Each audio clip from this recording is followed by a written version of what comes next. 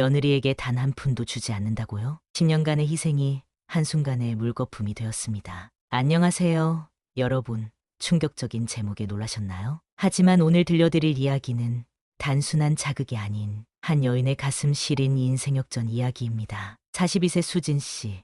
결혼 후 10년 동안 명절마다 시댁에서 노예처럼 일했습니다. 음식 준비, 설거지, 손님 접대까지 모든 것이 그녀의 몫이었죠. 며느리는 집안의 기둥이다. 시어머니의 말씀에 묵묵히 참아왔습니다. 남편의 위로는 늘 같았어요. 조금만 참자. 어머니 돌아가시면 우리 것이 될 텐데. 그러던 어느 날 시어머니가 세상을 떠났습니다. 모두가 긴장한 채 유언장이 펼쳐지는 순간 마지막 한 줄이 수진 씨를 얼어붙게 만들었습니다. 며느리 수진에게는 단 한 푼도 주지 않는다. 과연 수진 씨의 10년 희생은 헛된 것이었을까요? 아니면 예상치 못한 축복의 시작이었을까요? 가장 냉정한 말 속에 숨겨진 따뜻한 진실. 오늘 밤 여러분과 함께 수진 씨의 가슴 시린 사연을 나누고자 합니다. 그리고 묻고 싶습니다. 여러분이라면 인정과 자유 무엇을 선택하시겠습니까? 이제 그녀의 이야기를 시작하겠습니다. 지난 10년간 명절마다 반복된 일상입니다. 새벽 4시에 눈을 뜨면 바로 부엌으로 향하죠. 시댁에서의 명절은 제게 전쟁과도 같았습니다. 남들은 설레는 마음으로 맞이하는 명절이 저에겐 두려움의 대상이었어요. 시어머니는 늘 그랬습니다. 수진아, 며느리는 집안의 기둥이다. 이 말씀과 함께 주방일, 손님 접대, 청소까지 모든 일을 제게 맡기셨죠. 그날도 마찬가지였어요. 칼칼한 김치찌개, 노릇노릇한 전, 향긋한 잡채까지 모든 요리를 완벽하게 준비하느라 손끝이 터지고 허리는 끊어질 듯 아팠습니다. 명절 아침 시어머니는 상위에 올라간 음식들을 하나하나 살피시며 맵잔단을 체크하셨어요. 조금이라도 마음에 들지 않으면 다시 하라는 말씀과 함께 제 자존심은 또 한 번 무너졌습니다. 거실에서는 남편과 시누이들이 편안하게 TV를 보며 웃고 있었죠. 저만 부엌에서 홀로 씨름을 하는 동안 말이에요. 가끔 남편이 주방에 들어와 힘들지? 라고 묻긴 했지만 그 뒤에 따라오는 위로는 늘 같았습니다. 조금만 참자. 어머니 돌아가시면 우리 것이 될 텐데. 이 말이 위로가 될까요? 하지만 그 순간만큼은 그 말에 의지했던 것 같아요. 큰 재산을 가진 시어머니, 언젠가는 저의 희생이 인정받고 보상받을 거라는 믿음으로 견뎌온 세월이었습니다. 어쩌면 제가 바랐던 건 돈보다는 인정이었을지도 모르겠네요. 10년이라는 시간 동안 저는 주방에서 눈물을 삼키며 살았어요. 차가운 설거지물에 담근 손은 갈라지고 기름때를 닦느라 손톱은 다 망가졌죠. 하지만 가족들은 그런 제 모습을 당연하게 여겼습니다. 시누이들은 우리 올케 손이 예쁘긴 했었는데 라며 농담 삼아 말했지만 그 말 속에 진심 어린 위로는 없었어요. 남편은 항상 말했습니다. 우리 수진이가 최고야. 아내 복은 타고난 것 같아. 하지만 정작 설거지 한 번, 쓰레기 한 번 들고 나간 적이 없었죠. 그저 시어머니 앞에서 저를 칭찬하는 것으로 자신의 의무를 다했다고 생각했나 봅니다. 저는 묵묵히 버텼어요. 가족을 위해서, 그리고 언젠가 올 인정의 순간을 위해서요. 명절이 끝나면 몸살로 일주일을 앓곤 했지만 그 와중에도 시어머니께서는 요즘 젊은 사람들은 체력이 약해라며 한숨을 쉬셨습니다. 그렇게 10년의 시간이 흘렀어요. 시어머니의 집은 강남 한복판에 자리한 큰 아파트였습니다. 말로만 듣던 부촌이었죠. 처음 그곳을 방문했을 때의 압도감이 아직도 생생합니다. 현관문을 열면 넓게 펼쳐진 거실과 반짝이는 대리석 바닥, 그리고 창밖으로 보이는 한강 전경까지. 남편이 어머니가 돌아가시면 여기도 우리 차지가 될 거야 라고 귀에 속삭이던 그 순간 저는 처음으로 모든 희생이 보상받을 수 있겠다는 생각을 했습니다. 시어머니는 대기업 임원 출신의 시아버지가 남긴 상당한 재산을 관리하고 계셨어요. 시아버지는 제가 결혼하기 전에 이미 돌아가셨지만 그분의 존재감은 집 안 곳곳에 남아 있었습니다. 특히 거실 정중앙에 걸린 큰 초상화는 마치 이 집의 모든 것을 지켜보는 듯했죠. 시어머니는 자주 그 초상화를 바라보며 당신이 평생 모은 재산, 내가 잘 지키고 있어요. 라고 말씀하셨습니다. 가끔은 그런 생각도 했어요. 이 고생이 끝나면 나도 이런 집에서 편하게 살 수 있겠지. 하지만 그런 생각을 하는 순간마다 죄책감이 밀려왔습니다. 아직 살아계신 시어머니의 죽음을 바라는 것 같아 스스로가 혐오스러웠죠. 그래서 더 열심히 일했는지도 모릅니다. 죄책감을 씻어내기 위해 더 많은 일을 자처했고 더 완벽한 며느리가 되려 노력했어요. 어느 설날 시어머니께서 갑자기 저를 방으로 부르셨습니다. 평소와 다른 분위기에 심장이 쿵쾅거렸죠. 수진아, 너는 우리 집안의 기둥이야. 내가 없으면 명절도 없어. 그 말씀을 듣는 순간 모든 고생이 보상받는 기분이었습니다. 하지만 그 다음 말씀이 저를 얼어붙게 했어요. 그러니 앞으로도 우리 가족을 위해 더 열심히 해라. 그때 알았습니다. 제 희생은 당연한 것이고 끝나지 않을 것이라는 사실을요. 세월이 흐르는 것은 참 빠르다고 생각합니다. 그렇게 10년이 지난 어느 날이었어요. 명절을 며칠 앞두고 시어머니께서 갑작스럽게 쓰러지셨다는 전화를 받았습니다. 남편과 함께 급히 병원으로 달려갔죠. 중환자실 앞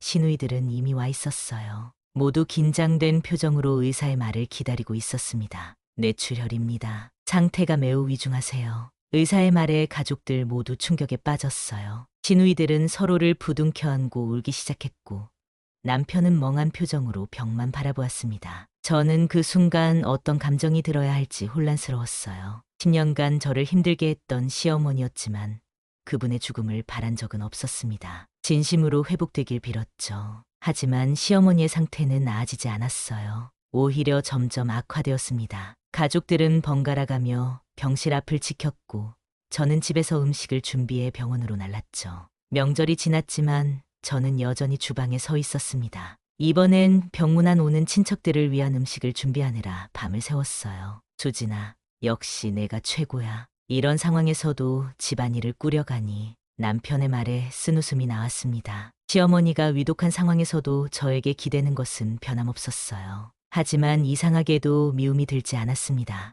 오히려 이것이 제가 할 수 있는 마지막 도리라고 생각했죠. 그리고 결국 그날이 왔습니다. 시어머니께서 새벽에 조용히 눈을 감으셨어요. 가족들의 슬픔은 깊었습니다. 장례식장은 오열로 가득했고 저는 여전히 조문객들의 음식과 접대를 책임졌어요. 남편은 가끔 와서 제 어깨를 토닥이며 고생이 많다고 말했지만 그것뿐이었습니다. 장례를 마치고 사흘이 지났을 때 변호사가 유언장을 들고 왔어요. 시어머니께서 생전에 작성해 두신 유언장이 있다는 사실에 가족 모두 놀랐습니다. 변호사는 거실에 모인 가족들 앞에서 봉투를 열었죠. 그 순간 저는 왠지 모를 불안감에 손을 떨었어요. 10년간의 희생이 인정받을 수 있을까? 마음 한구석에서는 기대감도 있었습니다. 변호사는 차분한 목소리로 유언장을 읽기 시작했어요. 나, 김명자는 맑은 정신으로 이 유언장을 작성합니다. 내 재산은 다음과 같이 분배하길 원합니다. 첫째 아들 정민에게 3억, 둘째 아들 정훈에게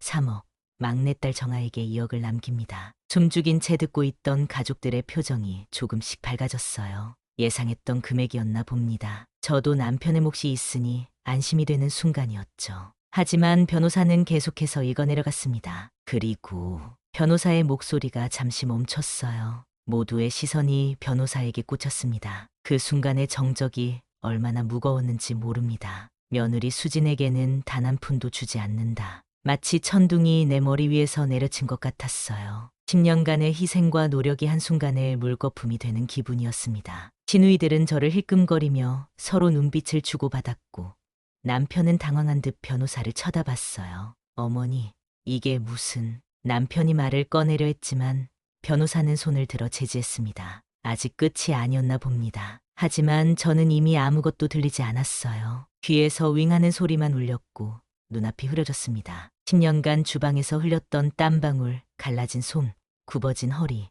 그 모든 것이 한순간에 스쳐 지나갔어요. 남편이 제 손을 잡으며 속삭였습니다. 괜찮아. 어차피 내 몫도 내 것이야. 하지만 그 말이 위로가 될 리 없었죠. 저에게 필요한 건 돈이 아니라 인정이었습니다. 시어머니의 마지막 말씀이 수진에게는 단 한 푼도라니. 제 10년의 희생은 그분에게 아무 의미가 없었던 걸까요? 방 안은 어색한 침묵으로 가득 찼습니다. 아무도 먼저 말을 꺼내지 못했어요. 변호사만이 차분하게 서류를 정리하고 있었죠. 저는 억울함과 분노, 그리고 깊은 상실감에 목이 메었습니다. 하지만 눈물은 나오지 않았어요. 너무 크게 배신당한 나머지 감정마저 마비된 것 같았습니다. 그때였어요. 변호사를 향해 조용히 입을 열었습니다. 제 목소리가 이렇게 단단할 수 있다는 게 저도 놀라웠어요. 혹시 제가 상속받을 만한 건 아무것도 없나요? 방안이 다시 한번 정적에 휩싸였습니다. 제 질문에 모두의 시선이 저를 향했어요. 진우이들의 눈빛은 뻔뻔하다라고 말하는 듯했고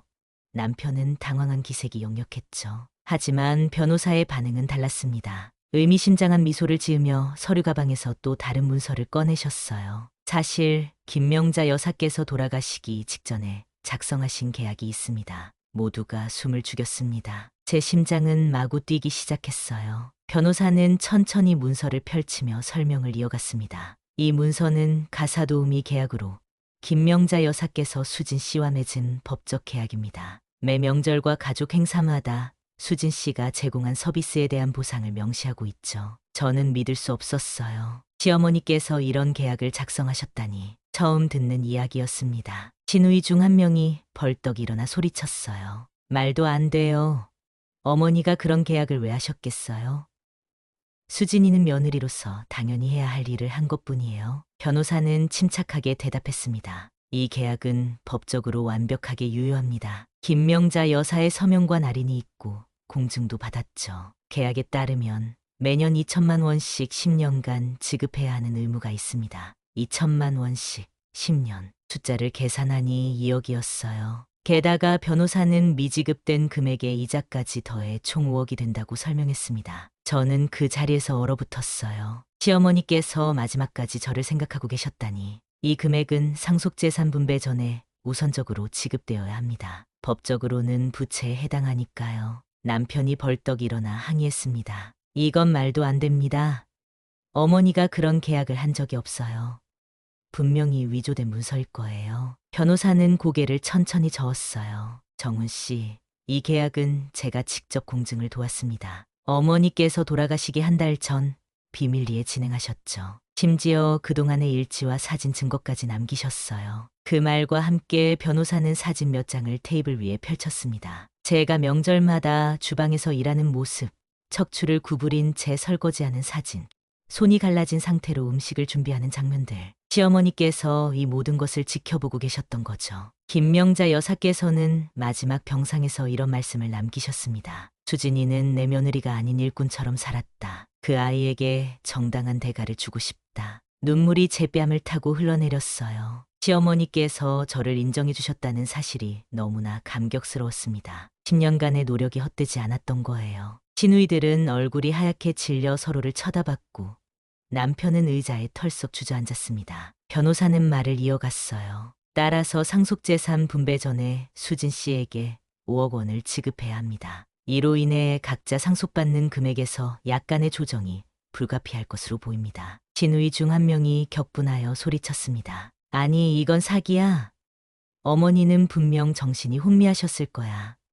우리는 이 계약을 인정할 수 없어. 변호사는 단호하게 말했어요. 공증 당시 김명자 여사의 정신 상태는 완벽했습니다. 의사의 진단서도 있죠. 이 계약을 무효화하려 한다면 법정에서 해결해야 할 문제입니다만 승소 가능성은 매우 낮다고 말씀드려야겠군요. 남편은 아무 말도 하지 못했어요. 그저 멍한 표정으로 바닥만 바라보고 있었습니다. 10년간 저를 위로한다며 했던 말이 이제는 그에게 부메랑이 되어 돌아왔죠. 어머니가 돌아가시면 우리 것이 될 텐데 그 말이 이제는 완전히 다른 의미로 다가왔습니다. 그날 저녁 저는 집에 돌아와 조용히 옷가지를 챙겼어요. 시어머니의 장례식 이후 처음으로 제 자신을 위한 시간을 가졌습니다. 오랜만에 뜨거운 물에 목욕을 하며 지난 10년을 되돌아봤어요. 그 모든 시간이 헛되지 않았다는 생각에 마음이 편안해졌습니다. 욕실에서 나와 거울을 바라보니 오랜만에 제 얼굴에 미소가 어려 있었어요. 그리고 방으로 돌아와 서랍에서 오래전에 준비해두었던 것을 꺼냈습니다. 이혼 서류였어요. 사실 몇 년 전부터 준비해왔던 것이지만 용기가 나지 않아 미루고 있었습니다. 하지만 이제는 달라졌어요. 저는 더 이상 누군가에게 의지할 필요가 없었습니다. 그날 밤 남편이 술에 취해 집으로 돌아왔습니다. 유언장 공개 이후 처음 마주하는 순간이었어요. 그는 현관문을 열자마자 비틀거리며 제게 다가왔죠. 눈은 충혈되어 있었고 옷에서는 강한 술 냄새가 풍겼습니다. 제 앞에 무릎을 꿇더니 울기 시작했어요. 수진아, 미안해. 정말 미안해. 내가 널 더 챙겨줬어야 했는데. 그의 목소리에는 진심이 묻어 있었지만 10년의 시간을 단 하루의 사과로 덮을 수는 없었습니다. 저는 조용히 그의 어깨를 잡고 소파로 인도했어요. 그리고 테이블 위에 준비해둔 이혼 서류를 내밀었습니다. 정훈 씨, 이게 뭔지 알죠? 남편은 서류를 보자마자 얼굴이 하얗게 변했습니다. 손을 떨며 서류를 집어들었어요. 그의 눈에 믿을 수 없다는 표정이 역력했죠. 수진아, 이게 무슨, 갑자기 이혼이라니?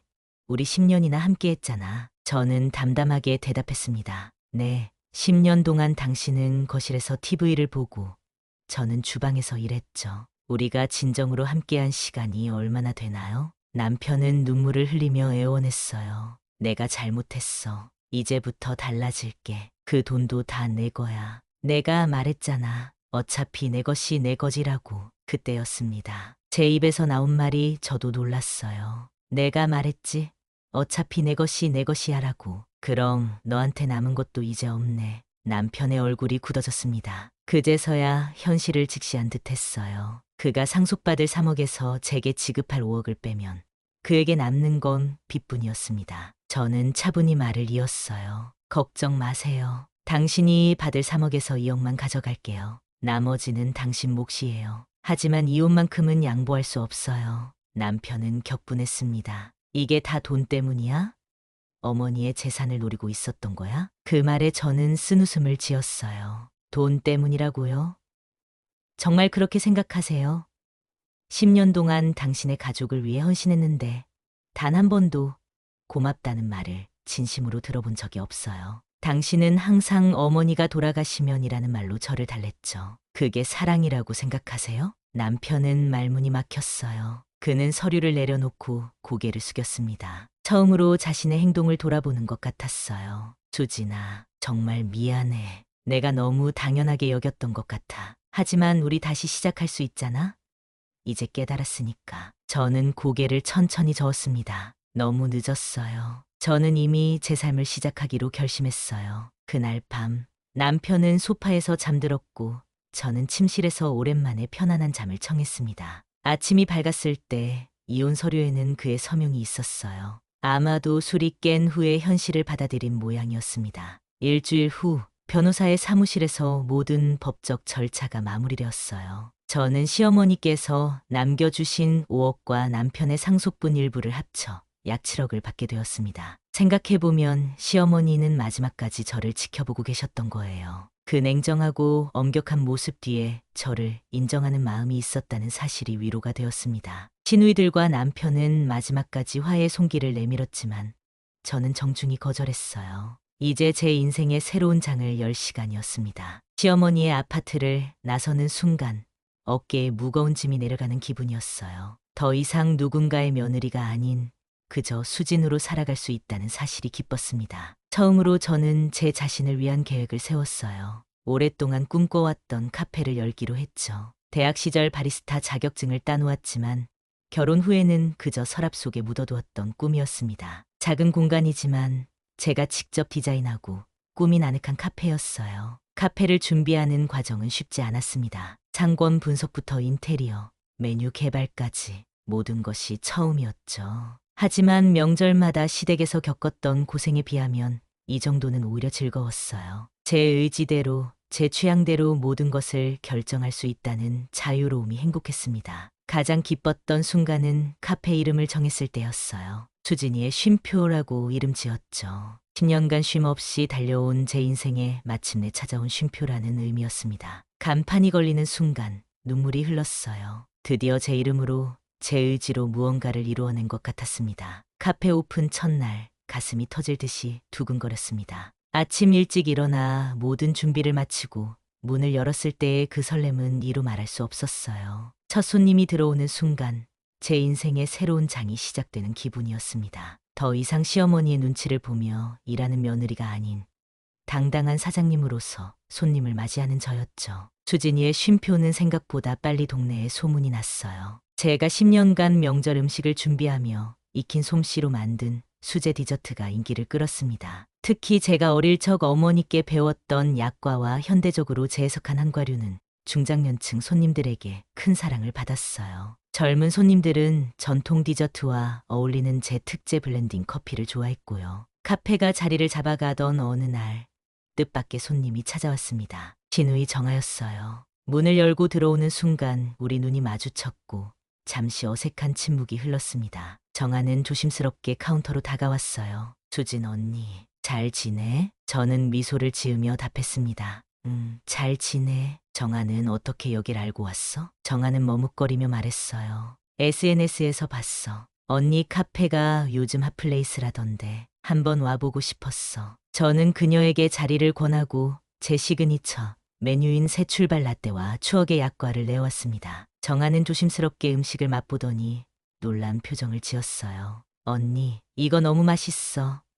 어머니가 좋아하셨을 것 같은 맛이야. 그 말에 잠시 마음이 먹먹해졌습니다. 시어머니가 제 음식을 한 번도 칭찬해 주신 적이 없었다는 사실이 문득 떠올랐어요. 정아는 눈물을 글썽이며 말을 이었습니다. 언니, 사실 미안하다고 말하러 왔어. 그동안 언니가 얼마나 고생했는지 우린 다 알고 있었는데 아무도 도와주지 않았잖아.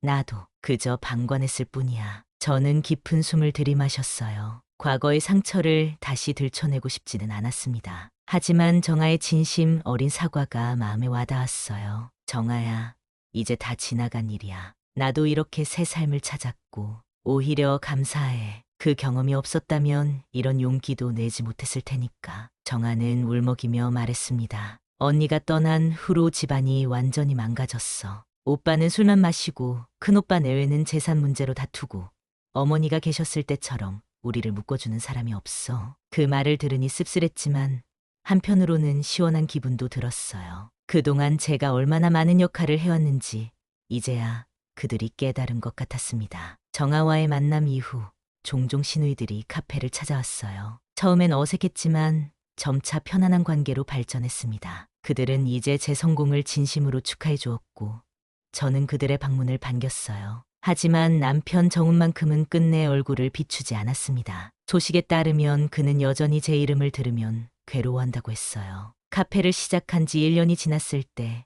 저는 또 하나의 도전을 시작했습니다. 전통 디저트를 현대적으로 재해석한 레시피 책을 출간하기로 한 거예요. 10년간의 시댁 생활에서 배운 전통 요리법과 제 나름의 창의성을 담아낸 책이었죠. 예상치 못하게 책은 베스트셀러가 되었고 저는 방송에도 출연하게 되었습니다. 방송 녹화를 마치고 분장실에 앉아 있을 때 핸드폰에 익숙한 번호로 메시지가 왔어요. 수진아, 오늘 방송 봤어. 정말 자랑스럽다. 내가 행복한 모습을 보니 나도 기뻐. 우리 다시 만날 수 있을까? 남편, 아니, 이제는 전 남편이 된 정훈의 메시지였습니다. 잠시 망설였지만 답장을 보내지 않기로 했어요. 그와의 관계는 이미 끝났고 저는 새로운 인생을 시작했습니다. 가끔은 뒤를 돌아보지 않는 것도 필요하다고 생각했어요. 책 출간과 방송 출연으로 수진이의 쉼표는 더욱 유명해졌고 고픈점을 낼 정도로 사업이 번창했습니다. 저는 이제 직원들을 고용하고 관리하는 사업가가 되었어요.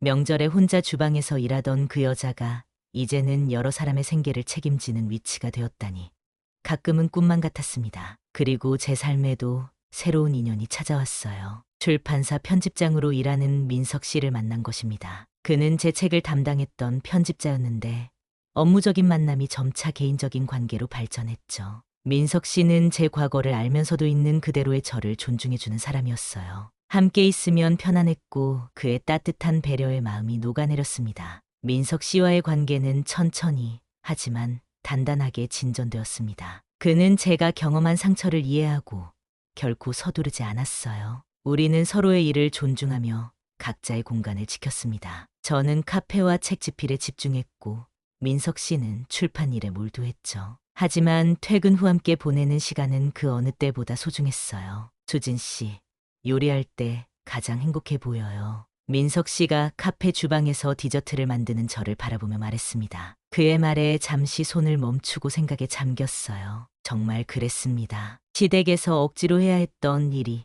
이제는 제 자신을 표현하는 방식이 되었죠. 아이러니하게도 가장 고통스러웠던 경험이 지금의 저를 만든 거예요. 요리가 저를 구했어요. 누군가를 위해 억지로 하던 일이 이제는 제 자신을 위한 일이 되었으니까요. 민석 씨는 따뜻한 미소를 지으며 제 손을 잡았습니다. 수진 씨는 정말 대단해요. 그 고통을 이렇게 아름다운 것으로 승화시키다니. 그의 말에 가슴이 따뜻해졌어요. 10년 동안 단 한 번도 받지 못했던 진심 어린 칭찬이었습니다. 남편은 항상 어머니가 돌아가시면이라는 조건부 위로만 했었죠. 하지만 민석 씨는 지금 이 순간에 저를 있는 그대로 바라봐 주었어요. 카페 2주년을 맞이하던 날, 민석 씨는 특별한 선물을 가져왔습니다. 작은 상자 안에는 열쇠 1개가 들어 있었어요. 이게 뭐예요? 민석 씨는 수줍게 웃으며 대답했습니다. 강릉에 있는 작은 펜션이에요. 수진 씨가 명절 때마다 편히 쉴 수 있는 곳이 있으면 좋겠다고 생각했어요. 그 말의 순간 눈물이 왈칵 쏟아졌습니다. 10년 동안 단 한 번도 명절을 쉬어본 적이 없었어요. 항상 남들이 쉴 때 가장 바쁘게 일했죠. 그런 제 마음을 이렇게 깊이 이해해 주다니 민석 씨의 진심 어린 배려가 가슴 깊이 와닿았습니다. 그날 저녁 우리는 강릉으로 향했어요. 바다가 보이는 작은 펜션이었습니다. 창문을 열자 파도 소리가 방 안으로 밀려들었고 소금 냄새가 코끝을 간지렸죠. 베란다에 앉아 바다를 바라보는 순간 모든 짐을 내려놓은 듯한 해방감이 찾아왔어요. 다음 명절에는 여기서 지내요. 아무것도 하지 말고 그냥 바다만 보면서. 민석 씨의 제안에 고개를 끄덕였습니다. 이제는 저에게도 선택할 권리가 있었어요. 누군가의 기대나 의무가 아닌 제 의지로 결정할 수 있는 자유가 생겼습니다. 추석이 다가오던 어느 날 예상치 못한 방문객이 카페에 찾아왔어요. 전 남편 정훈이었습니다. 문을 열고 들어서는 순간 우리 눈이 마주쳤어요. 그는 예전보다 훨씬 수척해 보였습니다. 조심스럽게 카운터로 다가와 인사했어요. 오랜만이야, 수진아. 뭐라고 대답해야 할지 잠시 말문이 막혔습니다. 그를 마지막으로 본 지 2년이 넘었으니까요. 하지만 이상하게도 분노나 미움 같은 감정은 들지 않았어요. 그저 먼 과거의 한 사람을 만난 듯한 담담한 뿐이었습니다. 어서 와요. 무슨 일로 오셨어요? 정우는 어색하게 웃으며 자리에 앉았습니다. 잘 지내? 카페가 정말 잘 됐다고 들었어. 정아가 항상 자랑하더라고. 저는 간단히 카페 이야기를 나눴고 그는 주변 소식을 전해주었어요. 시누이들은 모두 잘 지내고 있다고 했습니다. 대화를 마치고 그가 자리에서 일어날 때 조그만 봉투를 내밀었어요. 어머니 3주기가 다음 주야. 혹시 시간 되면 한번 오지 않을래? 어머니도 널 보고 싶어 하실 것 같아서. 순간 가슴이 묘하게 조여왔습니다. 시어머니, 그분의 마지막 선물 덕분에 지금의 제가 있게 되었으니까요. 봉투를 받아들고 고개를 끄덕였어요. 가볼게요. 시간 내서.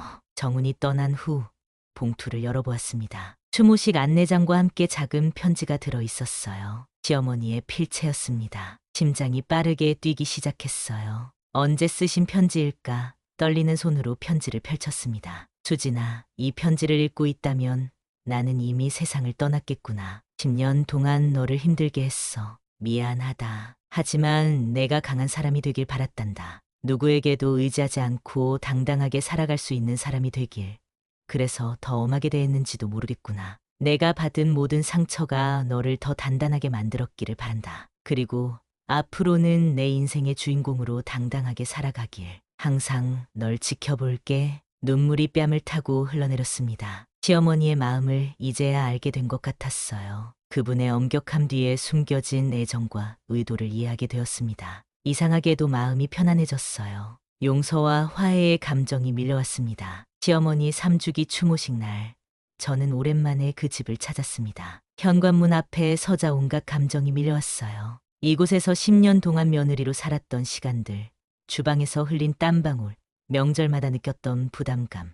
그러나 이제는 다른 사람이 되어 돌아왔습니다. 더 이상 누군가의 며느리가 아닌 당당한 김수진으로요. 문을 두드리자 정아가 반갑게 맞아주었습니다. 시누이들과 정훈, 그리고 몇몇 친척들이 거실에 모여 있었어요. 제가 들어서자 잠시 정적이 흘렀지만 곧 따뜻한 인사가 오갔습니다. 이상하게도 예전에 그 무거운 공기는 느껴지지 않았어요. 마치 시어머니가 떠나면서 모든 갈등도 함께 데려간 것 같았습니다. 제사상 앞에 앉아 시어머니의 사진을 바라보았어요. 늘 엄격한 표정이었지만 이제 보니 그 눈빛 속에 깊은 애정이 숨어 있었던 것 같았습니다. 편지를 읽고 난 후 그분을 다른 시각으로 볼 수 있게 되었어요. 어쩌면 그분 나름의 방식으로 저를 강하게 만들려 했던 것인지도 몰라요. 제사가 끝나고 다과를 나누는 시간, 정아가 제 옆에 앉았습니다. 언니, 실은 어머니가 돌아가시기 전에 우리에게 한 말씀이 있어. 수진이에게 너무 미안하다. 하지만 그 아이는 이겨낼 거야.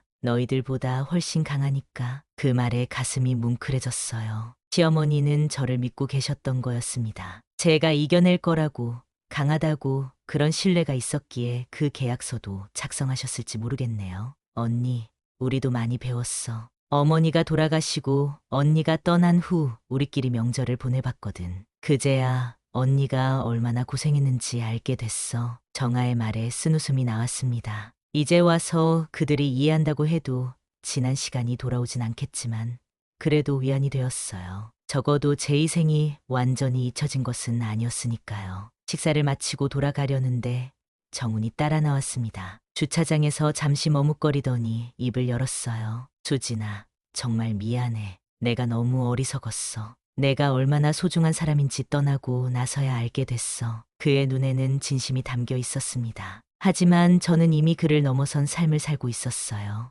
민석 씨와의 새로운 관계, 성공적인 사업, 그리고 무엇보다 제 자신을 찾은 자유로움, 이 모든 것이 지금의 저를 만들었습니다. 정훈 씨, 저도 미안해요. 하지만 후회하진 않아요. 그 시간이 있었기에 지금의 제가 있으니까요. 서로에게 상처를 줬지만 그것도 우리 인생의 일부였던 것 같아요. 정우는 고개를 끄덕였습니다. 그리고 조용히 말했어요. 행복하게 살아. 내가 행복한 모습을 보니 나도 조금은 위로가 돼. 차에 오르며 백미러로 그를 바라봤습니다. 한때는 그가 저의 전부였지만 이제는 그저 과거의 한 부분일 뿐이었어요. 그와 헤어지면서 마지막 미련마저 완전히 놓을 수 있었습니다. 강릉으로 돌아가는 길, 민석 씨에게 전화가 왔어요. 오늘 어땠는지 걱정하는 목소리였습니다. 그의 따뜻한 관심에 미소가 지어졌어요. 괜찮아요. 생각보다 편안했어요. 마지막 인사를 제대로 할 수 있어서 다행이었어요. 전화를 끊고 창밖을 바라보니 해가 서서히 지고 있었습니다. 노을이 바다 위로 붉게 물들어가는 모습이 아름다웠어요. 문득 10년 전 처음 시댁에 갔던 날이 떠올랐습니다. 그때는 기대와 두려움으로 가득 찬 새색시였죠. 이제는 모든 것을 이겨낸 한 사람의 여성으로 성장했습니다. 펜션에 도착하자 민석 씨가 현관에서 기다리고 있었어요. 그의 품에 안기는 순간 모든 긴장이 풀렸습니다. 이것이 진정한 안식이구나 라는 생각이 들었어요. 누군가에게 인정받기 위해 애쓰는 것이 아닌 있는 그대로 사랑받는 느낌. 처음 경험하는 편안함이었습니다. 내일은 같이 바다에 가요. 아무것도 하지 말고 그냥 파도 소리만 들으면서. 민석 씨의 제안에 행복하게 미소 지었습니다. 이제 저는 제 삶의 주인이 되었어요. 명절날 새벽에 일어나 부엌으로 향하던 그 수진이가 아니라 바다를 바라보며 휴식을 취할 수 있는 자유로운 수진이 된 것입니다. 베란다에 앉아 바다를 바라보며 생각했어요. 시어머니께서 남겨주신 것은 단순한 돈이 아니었습니다. 진정한 독립과 자유, 그리고 스스로 강해질 수 있는 기회였어요. 어쩌면 그것이 그분이 저에게 주고 싶었던 진짜 선물이었는지도 모릅니다. 추석 연휴를 며칠 앞둔 오후, 수진이의 쉼표 카페는 평소보다 더 분주했습니다. 명절 선물 세트를 찾으러 온 손님들로 북적였어요. 예약 판매한 전통 약과 세트와 현대적으로 재해석한 디저트 박스가 인기를 끌었죠. 주방에서 마지막 포장을 마무리하며 문득 웃음이 나왔습니다. 이제는 제가 명절 음식을 만들어 팔고 있다니 인생이란 참 아이러니하다는 생각이 들었어요. 사장님, 이번 추석은 어떻게 보내실 거예요? 막내 직원 미영이 궁금한 듯 물었습니다. 강릉에 있는 펜션에서 며칠 쉬려고. 올해는 처음으로 제대로 된 명절 휴가를 보낼 거야. 그 말에 직원들이 환호성을 질렀어요. 그들은 제 과거 이야기를 조금씩 알고 있었고 이번 휴가가 저에게 얼마나 특별한지 이해하고 있었습니다. 추석 당일 민석 씨와 함께 강릉 펜션의 테라스에 앉아 있었어요. 바다를 바라보며 차를 마시는 이 순간이 얼마나 꿈만 같은지 모릅니다. 10년 동안 단 한 번도 명절에 쉬어본 적이 없었는데 이제는 제 의지로 시간을 보낼 수 있다는 것이 새삼 감격스러웠어요. 행복해요? 민석 씨가 제 손을 잡으며 물었습니다. 깊은 숨을 들이마시며 바다의 짠 내음을 맡았어요. 네, 정말 행복해요. 이렇게 자유롭게 숨 쉴 수 있다는 게 믿기지 않을 정도로요. 그때 핸드폰에 알림이 울렸습니다. 진우이 정아가 보낸 메시지였어요. 언니, 행복한 추석 보내. 우리는 엄청 바쁘지만 언니 덕분에 예전보다는 훨씬 수월해. 언니가 알려준 팁들이 정말 도움돼. 고마워. 미소가 지어졌어요. 이제 정아도 주방일의 고단함을 알게 된 모양이었습니다. 짧게 축하 메시지를 보내고 핸드폰을 내려놓았어요. 과거의 아픔이 지금의 나를 만들었네요. 시어머니께 오히려 감사해야 할지도 모르겠어요. 민석 씨는 따뜻한 미소를 지으며 말했습니다. 모든 경험이 우리를 만들어가는 거겠죠. 중요한 건 그 경험을 어떻게 받아들이느냐니까요. 해가 서서히 지평선 너머로 사라지며 붉은 노을이 바다 위에 퍼졌어요. 이 아름다운 순간을 맞이하는 저는 더 이상 누군가의 며느리가 아닌 온전한 김수진으로 서 있었습니다. 시어머니의 마지막 선물 덕분에 찾은 진정한 자유와 독립, 그리고 새로운 사랑, 이 모든 것이 저를 완전히 다른 사람으로 만들었어요. 이제 진짜 내 인생이 시작된 것 같아요. 그 말과 함께 저는 미래를 향해 한 걸음 더 나아갔습니다.